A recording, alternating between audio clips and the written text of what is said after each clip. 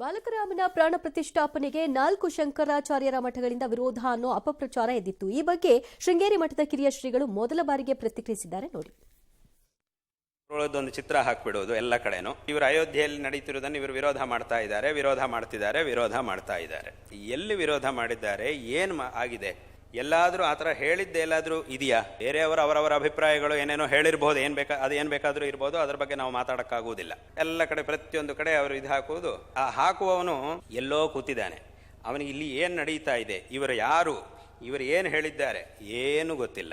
ಇಂತಹ ಒಂದು ವಿಷಯಗಳ ಬಗ್ಗೆ ಎಲ್ಲರೂ ಸಹ ತುಂಬ ಜಾಗರೂಕರಾಗಿರಬೇಕು. ವಿಜೇಂದ್ರ ಅವರು ರಾಜ್ಯ ಬಿಜೆಪಿ ಅಧ್ಯಕ್ಷರಾದ ಮೇಲೆ 6 ತಿಂಗಳಲ್ಲಿ ಅಡ್ದು ತೊಳೆದು ಆಗಿತ್ತು. ಈಗ ಕಾರ್ಯವೈಖರಿ ಬಗ್ಗೆ ಕೆಲವು ಸರಿ ಎಲ್ಲ ಸಂಘದಿಂದ ಒಂದಷ್ಟು ಎಚ್ಚರಿಕೆಗಳು ಕೊಟ್ಟಿದ್ದಾರಂತೆ. ಯಾಕಂದರೆ ಪದಾಧಿಕಾರಿಗಳ ನೇಮಕದಲ್ಲಿ ಹಸ್ತಕ್ಷೇಪ ಆಗಿದೆ ಅಂತನೋ ಅಥವಾ ಅವರು ಹೇಳಿದ್ರು ಅಂತನೋ ಏನೋ ಮಾಡಿದ್ದಾರೆ ಇವರು. ಅದಕ್ಕೆ ಅವ್ರು ಹೇಳಿದ್ದಾರೆ, ನಮ್ಮನ್ನೆಲ್ಲ ಎಳಿಬೇಡಿ ಇದರೊಳಕ್ಕೆ ಅಂತ. ಇದೊಂದು ಸಣ್ಣ ಹೊಸ ತನದಲ್ಲಿ ಹೊಸ ಆರಂಭದಲ್ಲಿ ಒಂದು ವಾರ್ನಿಂಗ್ ಇದ್ದಂಗಿದೆ. ಅರ್ಥ ಮಾಡಿಕೊಂಡ್ರೆ ಸರಿ, ಇಲ್ಲದ್ರೆ ಅನುಭವಿಸ್ತಾರೆ. ಯಾಕೆ ಅಂತಂದರೆ ಕಂಡಿದ್ದ ಅಪಾಯಿಂಟ್ಮೆಂಟ್ ಯಾವ್ದಾರಾದಾಗ ಏನು ಸರ್ ಇದು ಯಾವುದೋ ಮಾಡಿದ್ದೀರಿ ಇದೆಲ್ಲ ಸಂಘದವ್ರು ಹೇಳಿದ್ದು ಅಂತ. ಇದು ರೋಗ, ಇದು ಈ ರೋಗಕ್ಕೆ ಮದ್ದಿಲ್ಲ. ನಿಮಗೆ ಬೇಕಾಗಿದ್ದ ಸ್ವಾರ್ಥಗಳನ್ನು ಮಾಡಿಕೊಂಡು ಇನ್ಯಾರ ಮೇಲೆ ಎತ್ತಾಕ್ಬಿಡೋದು. ಕಾಂಗ್ರೆಸ್ಸಲ್ಲೂ ಅಷ್ಟೇ. ಈಗ ಫಾರ್ ಎಕ್ಸಾಂಪಲ್ ಹೇಳಿದ್ರೆ ಹೈಕಮಾಂಡ್ ಹೇಳಿದೆ ಅಂದ್ಬಿಡೋದು. ಈಸಿ ಅಲ್ಲ. ಯಾರು ಹೈಕಮಾಂಡು ಯಾವನಿಗೂ ಗೊತ್ತಿಲ್ಲ, ಯಾರು ಇಲ್ಲ ಯಾವನಿಗೂ ಗೊತ್ತಿಲ್ಲ. ಸುಮ್ಮನೆ ಬಿಡ್ತಾ ಇರೋದು ರೈಲನ್ನು. ಆ ಥರ ರೈಲ್ ಗಿರಾಕಿ ಆಗ್ಬಿಟ್ರೆ ಕಷ್ಟ ಆಗ್ಬಿಡುತ್ತೆ. ಜವಾಬ್ದಾರಿ ಸ್ಥಾನದಲ್ಲಿರೋರು ಇದ್ದಾಗ ಆರಂಭದಲ್ಲಿ. ಎಸ್. ಇನ್ನು ಅಸ್ಸಾಂನಲ್ಲಿ ನಡೀತಾ ಇರುವ ಭಾರತ್ ಜೋಡೋ ನ್ಯಾಯಯಾತ್ರೆ ವೇಳೆ ಉದ್ವಿಗ್ನ ಪರಿಸ್ಥಿತಿಗಳು ನಿರ್ಮಾಣವಾಗ್ತಾ ಇರೋ ಹಿನ್ನೆಲೆಯಲ್ಲಿ ರಾಹುಲ್ ಗಾಂಧಿಗೆ ಭದ್ರತೆಯನ್ನ ಕೊಡಬೇಕು ಅಂತ ಎಐಸಿಸಿ ಅಧ್ಯಕ್ಷ ಮಲ್ಲಿಕಾರ್ಜುನ ಖರ್ಗೆ ಅವರು ಹೇಳ್ತಾ ಇದ್ದಾರೆ, ಕಳವಳವನ್ನು ವ್ಯಕ್ತಪಡಿಸಿದ್ದಾರೆ. ಭದ್ರತಾ ಲೋಪಗಳನ್ನು ಉಲ್ಲೇಖಿಸಿ ಕೇಂದ್ರ ಗೃಹ ಮಂತ್ರಿಗೆ ಅವರು ಪತ್ರವನ್ನು ಕೂಡ ಬರೆದಿದ್ದಾರೆ. ಇದೇ ಹೊತ್ತಿನಲ್ಲಿ ರಾಹುಲ್ ಗಾಂಧಿ ವಿರುದ್ಧ ಹಿಂಸೆಗೆ ಪ್ರಚೋದನೆ, ಆಸ್ತಿ ನಷ್ಟ, ಪೊಲೀಸರ ಮೇಲೆ ದಾಳಿ ಆರೋಪ ಹೊರಿಸಿ ಅಸ್ಸಾಂ ಪೊಲೀಸರು ಸ್ವಯಂ ಪ್ರೇರಿತವಾಗಿ ಎಫ್ಐಆರ್ ಅನ್ನು ದಾಖಲಿಸಿದ್ದಾರೆ. ಆದರೆ ಅದೆಷ್ಟು ಎಫ್ಐಆರ್ ಹಾಕ್ತಿರೋ ಹಾಕೊಳ್ಳಿ, 25 ಕೇಸ್ ಫಿಟ್ ಮಾಡ್ತೀರಾ ಮಾಡಿ, ನಾನು ಯಾವುದಕ್ಕೂ ಕೂಡ ಎದುರಲ್ಲ ಅಂತ ರಾಹುಲ್ ಗಾಂಧಿ ಗುಡುಗಿದ್ದಾರೆ. ಜಯದೇವ ಹೃದ್ರೋಗ ಆಸ್ಪತ್ರೆಯ ನಿರ್ದೇಶಕ ಡಾಕ್ಟರ್ CN ಮಂಜುನಾಥ್ ಸೇವಾವಧಿ ಇವತ್ತು 31ಕ್ಕೆ ಮುಗಿಯುತ್ತೆ, ಜನವರಿಗೆ. ಅಲ್ಲಿಂದ ರಾಜ್ಯ ಸರ್ಕಾರ ಅವರನ್ನು ಮುಂದುವರಿಸ್ತಾ ಇಲ್ಲ, ಹಾಗಾಗಿ ಅವರು ಅಲ್ಲಿಂದ ನಿವೃತ್ತಿ ಆಗ್ತಾರೆ. ನಾನು ಚುನಾವಣೆಯಲ್ಲಿ ಸ್ಪರ್ಧಿಸಲ್ಲ ಅಂತ ಅವ್ರು ಹೇಳಿದ್ದಾರೆ. ನನಗೆ ವೃತ್ತಿಯೇ ದೈವ ಅಂತ ಹೇಳಿದ್ದಾರೆ. ಹೊಸಬರು ನಾನು ತರಲಿ, ಪೈಪೋಟಿ ನಡೆಯುತ್ತೆ. ನನಗೆ ನಿರೀಕ್ಷೆ ಇತ್ತು ಈ ಪೈಪೋಟಿಗಳೆಲ್ಲ. ಯಾರೋ ಮೈಸೂರು ಮೂಲದವ್ರೊಬ್ಬರನ್ನ ತರಬೇಕು ಅಂದರೆ ರಾಜ್ಯ ಸರ್ಕಾರ ಮುಂದಕ್ಕೆ ಹೋಗಿದೆಯಂತೆ. ನೀವು ಯಾರನ್ನು ಬೇಕಾದ್ರೂ ತಂದ್ಕೊಳ್ಳಿ, ಏನು ಬೇಕಾದ್ರೂ ಮಾಡ್ಕೊಳ್ಳಿ. ಆದರೆ ಆ ಸಂಸ್ಥೆ ನಾಶವಾಗಬೇಕು ಅಂತ ಬಹು ಜನರು ಬೇರೆ ವಲಯಗಳಲ್ಲಿ ಕಾಯ್ತಿರೋ ಹಂಗಿದೆ. ಅದು ನಾಶವಾಗದೆ ಮಾಡದೇ ಇರೋವಂಥ ವ್ಯಕ್ತಿನ ತನ್ನಿ. ಕಾರಣ ಭಾಳ ಸರಳ. ಮಂಜುನಾಥ್ ಮಾಡಿಕೊಟ್ಟೋಗಿರೋದೊಂದು ಬಹುದೊಡ್ಡ ಪಾಠ ಏನು ನಿಮಗೆ ಅಂತಂದರೆ, ಸರ್ಕಾರಿ ಆಡಳಿತದಲ್ಲಿ ಇರಬಹುದಾದ ಒಂದು ಸಂಸ್ಥೆಯೂ ಹೀಗೆ ಕೆಲಸ ಮಾಡಬಹುದು ಅನ್ನೋದು. ಇದರ ನೆರವನ್ನು ಪಕ್ಷಾತೀತವಾಗಿ ಎಲ್ಲ ರಾಜ್ಯಗಳು ಸರ್ಕಾರಗಳು ಪಡ್ಕೊಂಡಿದ್ದೀರಿ. ಹಾಗಾಗಿ ಪಕ್ಷಾತೀತವಾಗಿ ಗೌರವದಿಂದ ಬೀಳ್ಕೊಡುಗೆ ಮಾಡಿ ಕಳಿಸ್ಬಿಡಿ ಅಷ್ಟೇ. ನೀವು ಇಟ್ಕೊಳ್ಳೋದು ಬಿಡೋದು ನಿಮಗೆ ಬಿಟ್ಟಿದ್ದಿದ್ದು. ಪಕ್ಷಾತೀತವಾಗಿ ಮಾಡಿ. ಒಂದು ವೇಳೆ ಅವ್ರು ಮಾಡಲಿಲ್ಲ, ಈ ಸರ್ಕಾರಗಳು ಅದನ್ನು ಪಕ್ಷಾತೀತವಾಗೇ ಮಾಡಲಿಲ್ಲ ಅಂತಲೇ ಇಟ್ಕೊಳ್ಳೋಣ. ಇಲ್ಲದ್ರೆ ಜನ ನಿಮ್ಮದೇನೋ ಸೋಷಿಯಲ್ ಮೀಡಿಯಾ ಇದೆಯಲ್ಲ, ಅದರಲ್ಲಿ ಒಂದು ಥ್ಯಾಂಕ್ ಯು ಡಾಕ್ಟರ್ ಅಂತ. ಯಾಕಂದರೆ ಭಾಳ ಜನರದ್ದು ಹೃದಯ ರಿಪೇರಿ ಮಾಡಿಕೊಟ್ಟಿರೋರು ಪಾಪ.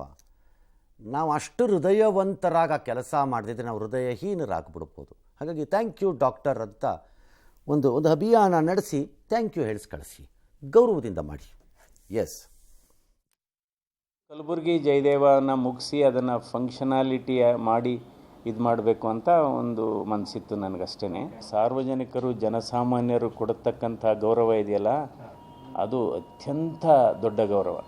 ಇಲ್ಲ ರಾಜಕೀಯಕ್ಕೆ ನನ್ನ first choice is my profession. ಇಲ್ಲಿಂದ ನಿರ್ಗಮಿಸಿದ ಮೇಲೂ ಕೂಡ ನಾನು ನನ್ನ ವೃತ್ತಿಯನ್ನು ಮುಂದುವರಿಸ್ತೇನೆ. ಅಲ್ಲೂ ಕೂಡ ಅಂಥ ಆಸ್ಪತ್ರೆಯಲ್ಲೇ ಇರ್ತೀನಿ ನಾನು.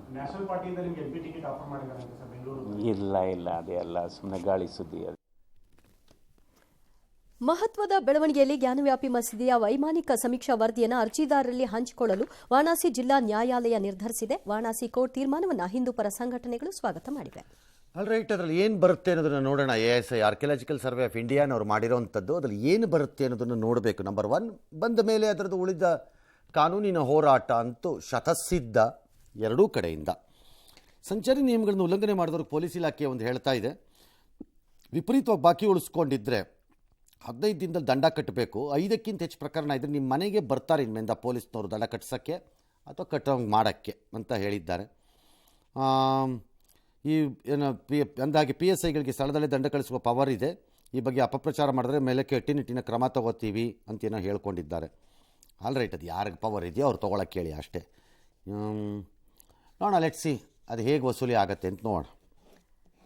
ಹಿರೇಮಗಳೂರು ಕಣ್ಣನ್ಗೆ ತಸ್ದೀಕ್ ಹಣ ವಾಪಸ್ ಕೊಡುವಂತೆ ನೋಟಿಸ್ ಅನ್ನು ಕೊಟ್ಟು ವಿವಾದ ಆಗಿತ್ತು. ಈಗ ಮುಖ್ಯಮಂತ್ರಿಗಳು ಟ್ವೀಟ್ ಮಾಡಿ ಇದರಲ್ಲಿ ಅವರ ತಪ್ಪೇನಿಲ್ಲ, ತಹಶೀಲ್ದಾರ್ ತಪ್ಪು, ಅವರಿಂದಲೇ ವಸೂಲಿ ಮಾಡ್ತೀವಿ ಅಂತ ಹೇಳಿದ್ದಾರೆ. ರಾಜ್ಯ ಕಂದಾಯ ಇಲಾಖೆ ಕಾರ್ಯದರ್ಶಿ ತಹಶೀಲ್ದಾರ್ ಅವರಿಂದ ಹೇಳಿಕೆಯನ್ನು ಪಡ್ಕೊಂಡಿದ್ದಾರೆ. ಆಲ್ ರೈಟ್, ಅದು 100% ಅದು ಓವರ್ ಎಂಥೂಸಿಯಾಸ್ಟಿಕ್ ತಹಸೀಲ್ದಾರ್ ಮಾಡಿರೋ ಕೆಲಸ. ಅದು ರಾಜ್ಯ ಸರ್ಕಾರದ ಪಾತ್ರ ಇದೆ ಅಂತ ನನಗೇನು ಅನಿಸಿಲ್ಲ. ಅದರಲ್ಲಿ ಹಂಗೆ ಅನಿಸಿಲ್ಲ, ನನಗಂತೂ ಅನಿಸಿಲ್ಲಪ್ಪ. ಯಾರೋ ಮಿನಿಸ್ಟ್ರೋ ಚೀಫ್ ಮಿನಿಸ್ಟ್ರೋ ಫೋನ್ ಮಾಡಿ ಅವ್ರು ಕಟ ಕೊಡೋಣ ಅಂತಂದ್ಬಿಟ್ಟು ನನಗೆ ನಂಗೆ ಅನಿಸಿರಲಿಲ್ಲ. ಬಟ್ ಅದು ಓವರ್ ಎಂಥೂಸಿಯಾಸ್ಟಿಕ್ ಫೆಲೋ ಮಾಡಿರೋ ಕೆಲಸ ಇದ್ದಂಗೆ ಇದೆ ಅದು ನೋಡಿದ್ರೆ. ನನಗಂತೂ ಹಂಗೆ ಅನ್ನಿಸ್ತೀವಿ. ಅದು ತಾವು ತಪ್ಪಿಸ್ಕೊಳ್ಳೋಕ್ಕೆ ನಾಳೆ ಆಡಿಟರ್ಸಿಂದ ನಾವು ಯಾಕೆ ಸಿಗಾಕಬೇಕು ಅಂತ ಮಾಡೋದಕ್ಕೆ ಎಸ್ಕೇಪ್ ಆದಂಗೆ ಇದೆ ಇದು. ಆಲ್ ರೈಟ್, ಉಕ್ರೇನ್ ಗಡಿಯಲ್ಲಿ ರಷ್ಯಾ ವಿಮಾನ ಒಂದು ಪತನವಾಗಿದೆ. ಮಿಲಿಟರಿ ವಿಮಾನ.